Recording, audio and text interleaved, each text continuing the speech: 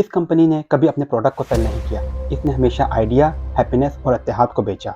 लेकिन किसी का कहना है कि ये सब सच्चाई छुपाने के लिए है।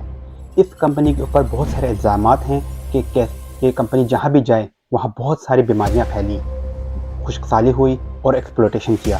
जी, तो आज हम बात करेंगे कोका कोला की कि कैसे इस कंपनी ने कंट्रोवर्सियाँ झेली और कैसे एक सक्सेसफुल कंपनी बनी। क्योंकि एक बात तो तय है कि इतनी सक्सेसफुल कंपनी नहीं बन सकती सच्चाई छुपाए बगैर।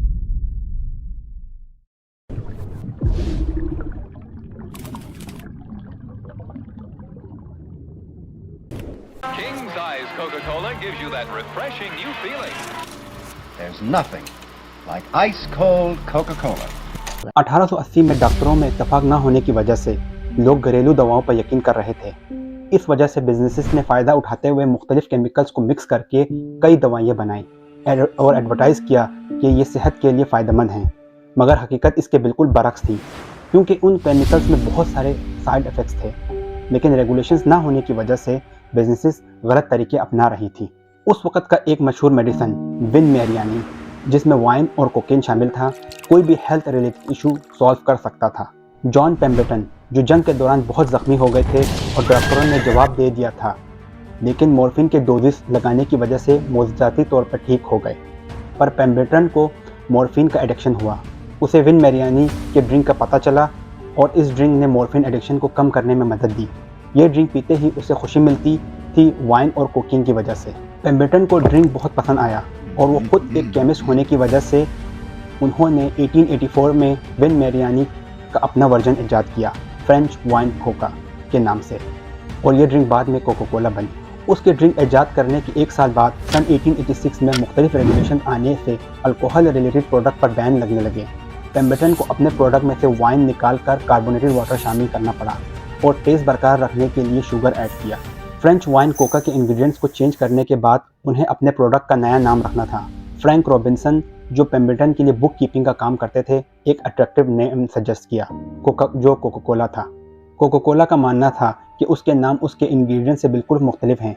उनका कहना था कि उनके ड्रिंक में 2 इंग्रेडिएंट शामिल हैं, कोकोनट जिसमें लीफ शामिल हैं और कोका लीफ जो कोकेन पर मुश्तमिल है।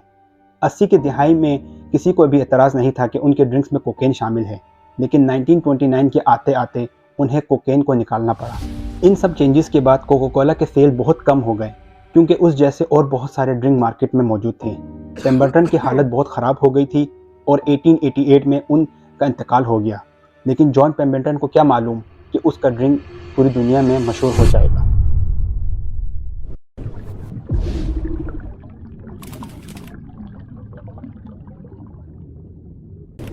पेम्बरटन ने अपने मरने से पहले कोका कोला $2300 में एसा चैंडलर को बेचा। चैंडलर ने कोका कोला के बाकी शेयर्स भी खरीदने शुरू किए ताकि वो पूरी कंपनी का मालिक बन जाए। ये एक अलग कंट्रोवर्सी है कि आया कि चैंडलर ने वो शेयर्स वाकई में खरीदे थे या फिर फ्रॉड करके हासिल किए। सन 1890 में ऐसा चैंडलर पूरी कंपनी का मालिक बन गया। इब्तिदाई दिनों में कोका कोला इतना मशहूर नहीं था, तो चैंडलर ने हर जगह एडवर्टाइजमेंट करना शुरू किए ताकि लोग कोका कोला के लोगों को पहचानें। चैंडलर ने मार्केटिंग का एक तरीका ये भी अपनाया कि हर फार्मेसी में उनके टॉप 10 कस्टमर्स का डेटा लेकर उनको ड्रिंक्स के फ्री कूपन्स भेजे ताकि कस्टमर्स को ड्रिंक ट्राई करें और एडिक्टेड हो जाएं। लेकिन बाद में कोका कोला को ख्याल आया कि सिर्फ एज अ मेडिसिन बेचने के बजाय क्यों ना उनके ड्रिंक्स सबको एडवर्टाइज़ किए जाएं ताकि वो खुद को मेडिसिन इंडस्ट्री से अलग कर सकें। उनका ये मार्केटिंग स्ट्रेटजी बहुत हिट हुआ। उन्होंने अपना पॉजिटिव इमेज बनाया एथलीट्स और पॉपुलर सेलिब्रिटीज़ के ज़रिए। कोक ने अपने एड्स में सेंटा क्लॉज को भी दिखाना शुरू किया ताकि बच्चों के माइंड में भी कोका कोला का असर होए। ऐसी मार्केटिंग उस वक्त बहुत कम कंपनीज कर रही थी। कोक ने ऐसे बहुत सारे मार्केटिंग स्ट्रेटजीज ईजाद किए जो बाद में और कंपनीज ने अपनाए। शुरुआती दिनों में कोक सिर्फ सोडा फाउंटेन के ज़रिए सेल करता था। इसी वजह से उनका डिस्ट्रीब्यूशन कॉस्ट बहुत कम था, क्योंकि उन्हें सिर्फ अपना सिरप सेल करना होता और बाद में रिटेलर्स इसमें कार्बोनेटेड वाटर्स ऐड करके सेल करते। लेकिन एक दिन 2 लोग, बेंजामिन और जोसेफ, अपना आइडिया ऐसा चैंडलर के पास लाए कि क्यों ना कोका कोला को बॉटल्स में बेचा जाए। लेकिन चैंडलर को यह आइडिया पसंद नहीं आया, क्योंकि बॉटलिंग करना बहुत महंगा और कॉम्प्लिकेटेड था। बेंजामिन और जोसेफ ने कहा कि वो सारा खर्चा और रिस्क लेने को तैयार हैं। चैंडलर ने उनको बॉटलिंग राइट्स बेचे सिर्फ $1 में, क्योंकि उसके लिए कोई रिस्क वाली बात नहीं थी।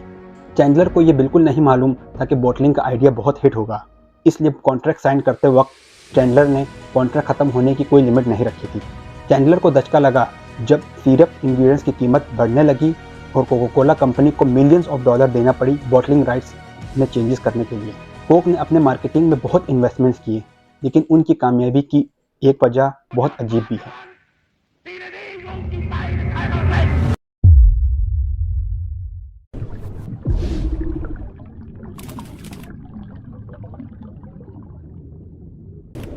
दूसरी जंग अजीम के दौरान बाकी ज़रूरतों के साथ साथ गवर्नमेंट ने चीनी के सेल पर भी पाबंदी लगा दी थी। कोका कोला ने गवर्नमेंट से क्लेम किया कि उनके ड्रिंक भी जंग के लिए बहुत ज़रूरी हैं, और दिलचस्प बात यह थी कि गवर्नमेंट ने ये अप्रूव भी कर लिया। उसकी वजह यह थी कि कोका कोला ने पैसों के ज़रिए गवर्नमेंट में अपने कनेक्शन मजबूत किए हुए थे, और उनका क्लेम था कि कोक सोल्जर्स के मुराद को बुलंद रखने में बेहतर साबित होगा, और इसी वजह से उनका नाम भी राशनिंग बोर्ड में आया। कोक ने वादा भी किया कि वो हर सोल्जर्स को अपने ड्रिंक सिर्फ 5 पैसे में सेल करेंगे। इस वजह से कोक पैसे लूज कर रहा था, लेकिन ये बहुत जीनियस आइडिया था, क्योंकि लोगों की नज़रों में कोका कोला को बहुत अहमियत मिलने लगी। कोक ने गवर्नमेंट से डील भी किया कि वो दूसरे मुल्कों में भी अपना बॉटलिंग प्लांट लगाना चाहते हैं। उनका कहना था कि ये सोल्जर्स और कंट्री के मुलाज को बुलंद रखेगा। जंग के दौरान मुख्तलिफ मुल्कों में 64 बॉटलिंग प्लांट सेटअप हुए जो गवर्नमेंट फंडेड थे। कोका कोला का मानना था कि इंजीनियर्स और टेक्नीशियंस जो बॉटलिंग प्लांट सेटअप कर रहे हैं वो इतने ही इंपॉर्टेंट हैं जो जंग के दौरान टैंक्स और एयरप्लेन फिक्स कर रहे हैं।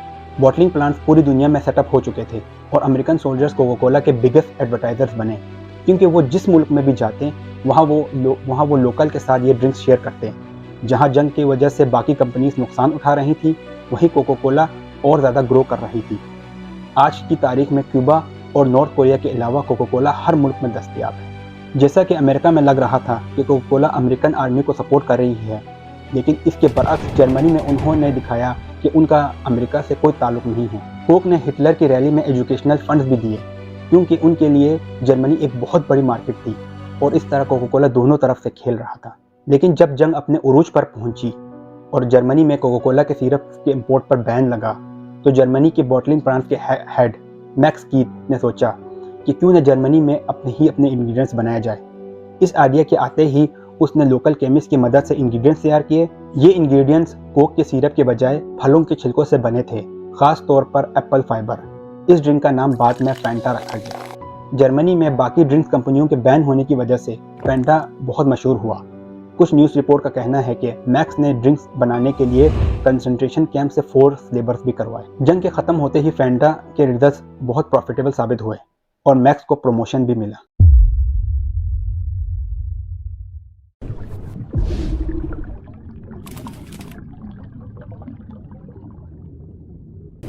कोका कोला का कोई सीक्रेट फार्मूला नहीं है, क्योंकि इसके इंग्रेडिएंट्स आपको विकीपीडिया पे भी मिल जाएंगे।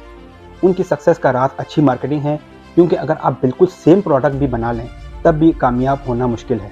एक प्रोफेसर ने स्कूल के प्रिंसिपल के सामने अपना सजेशन रखा कि क्यों ना हम अपने वेंडिंग मशीन में हेल्दी ड्रिंक्स रखें, क्योंकि कोका कोला बच्चों की सेहत के लिए अच्छा नहीं है।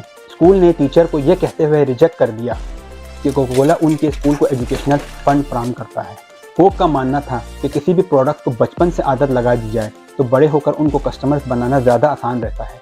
कोक की ये स्ट्रेटजी बहुत कामयाब हुई, क्योंकि ज़्यादातर स्कूल्स फंड्स के मोहताज थे। कोका कोला की तरक्की के साथ साथ और ज़्यादा नेगेटिव हेल्थ इश्यूज सामने आने लगे, जैसा कि दांत खराब होना, मोटापा और शुगर जैसी बीमारी। एक स्टडी का कहना है कि दिन का एक कोल्ड ड्रिंक का गिलास आपको 60% ओवरवेट बना सकता है, और अगर बचपन से मीठे खाने की आदत पड़ जाए तो उन्हें सारी ज़िंदगी मीठा छोड़ना मुश्किल हो सकता है। जो ब्रांड लोगों को यकजा और मोहब्बत बढ़ाने के लिए बना था, इन सब की वजह से उनको मुश्किल का सामना करना पड़ा। इन सब के चलते कोका कोला ने और रिसर्च करवाए, और हैरत अंगेज़ बात ये थी कि उन रिजल्ट्स के मुताबिक कोक पीने से कोई मेजर हेल्थ इश्यूज़ नहीं हैं, जैसे कि मोटापा और डायबिटीज़ वगैरह। लेकिन कोका कोला ने यह कभी नहीं बताया कि उन रिसर्च को फंड कौन कर रहा था। कोका कोला जिस मुल्क या शहर में अपना सेटअप करता, वहाँ चंद सालों में बहुत सी बीमारियाँ फैलती, वहाँ की ज़मीन, जानवरों और किसान की ज़िंदगी ख़राब हो जाती। एक रिपोर्ट के मुताबिक कोक और पेप्सी जैसी ड्रिंक्स में पेस्टिसाइड शामिल हैं, जो किसान खेत में कीड़े मकोड़ों को मारने के लिए इस्तेमाल करते हैं, जिसकी वजह से कैंसर, पैदाइश के वक्त बीमारियां और इम्यून सिस्टम यानी मुदाफ़ती कमज़ोरी शामिल होने के चांसेस बहुत ज़्यादा हैं। हैरत की बात यह है कि कोका कोला को सबसे बड़ा मसला मॉरल और लीगल इश्यूज की वजह से नहीं, बल्कि अपने ही ड्रिंक्स के जायके को बदलने से आया।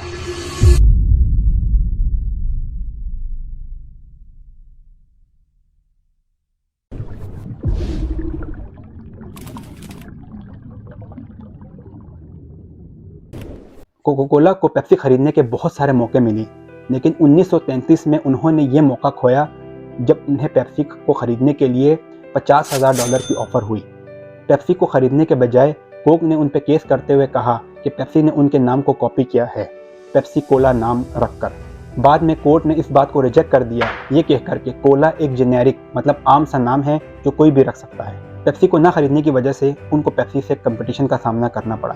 1975 में पेप्सी ने कई ब्लाइंड टेस्ट करवाए और हर बार लोगों को कोका कोला की बनिस्बत पेप्सी का टेस्ट पसंद आया। People pick Pepsi time after time after time. Coke ने इस चैलेंज को ठुकरा कर खुद से एक चैलेंज करवाया और इसमें भी कोक को नाकामी का सामना करना पड़ा। इस चैलेंज के बाद कोक की सेल गिरने लगी।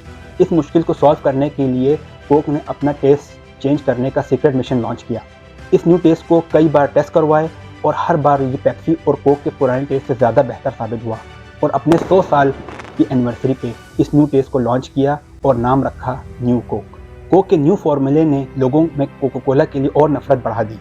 कोका कोला के ऑफिस में गुस्से से भरे ईमेल्स और फोन कॉल्स आने लगे। कोक का मानना था कि अगर लोग न्यू फॉर्मूले को एक बार टेस्ट कर लें तो उनको पसंद आएगा, लेकिन उनका अंदाज़ा गलत साबित हुआ और न्यूज़ मीडिया भी इसको बढ़ावा देने में पीछे नहीं रही। यहाँ तक कि एक लेटर में लिखा था कि कोक के टेस्ट बदलने का मतलब है जैसे घास के कलर को जामुनी रंग दे दिया हो, और एक लेटर में ये भी लिखा था कि इस टेस्ट चेंज ने जैसे मेरा बचपन ही छीन लिया हो। कोक का असल मसला टेस्ट का था ही नहीं, लोग कोक को एक आइकन की तरह देखते थे।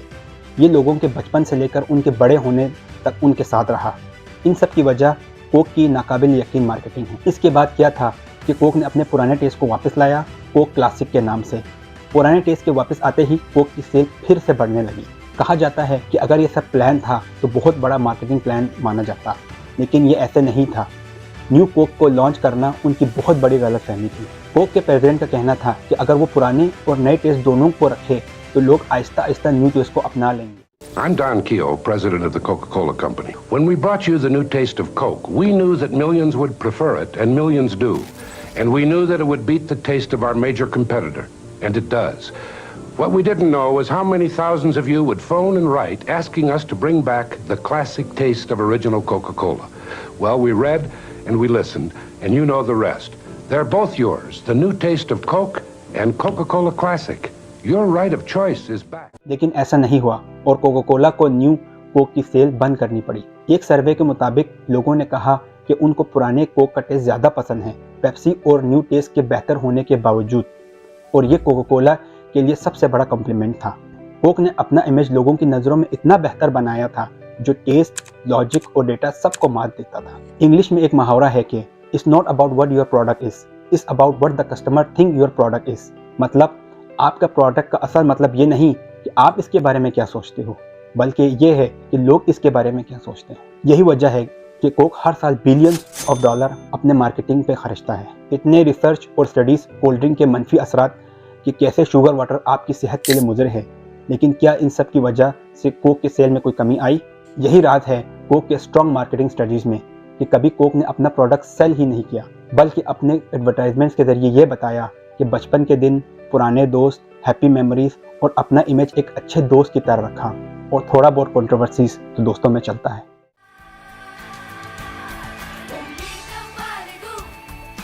Sunshine